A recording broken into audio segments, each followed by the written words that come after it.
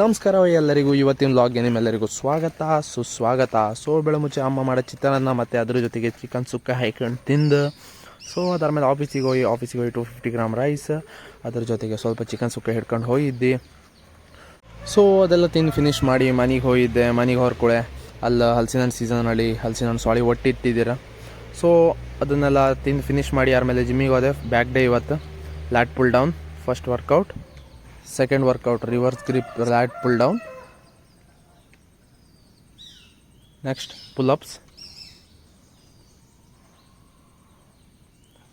ಅದು next hammer curl ಹೊಡೆದು ನಂದು ಇವತ್ತಿನ ವರ್ಕೌಟ್ನ ಫಿನಿಷ್ ಮಾಡಿದೆ.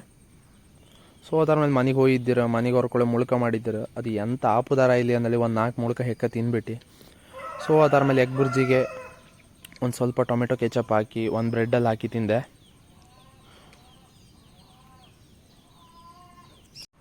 ಅದಾದಮೇಲೆ 1 ಸ್ಕೂಪ್ ವೇ ಹಾಕಿ ಅದ್ರ ಜೊತೆಗೆ 1 ಸ್ಕೂಪ್ ಕ್ರಿಟಿನ್ ಹಾಕಿ ಅರ್ಧ ಗಂಟೆ ರೆಸ್ಟ್ ಮಾಡಿದೆ. ಅರ್ಧ ಗಂಟೆ ರೆಸ್ಟ್ ಮಾಡಿ ಆದಮೇಲೆ ನೈಟ್ ಊಟಕ್ಕೆ 2 ಪೀಸ್ ಕಬಾಬು, 250 ಗ್ರಾಮ್ ರೈಸ್, ಅದ್ರ ಜೊತೆಗೆ ಸ್ವಲ್ಪ ಗ್ರೇವಿ ಹಾಕ್ಕೊಂಡು ಇವತ್ತಿನ ಡೇನ ಎಂಡ್ ಮಾಡಿದೆ.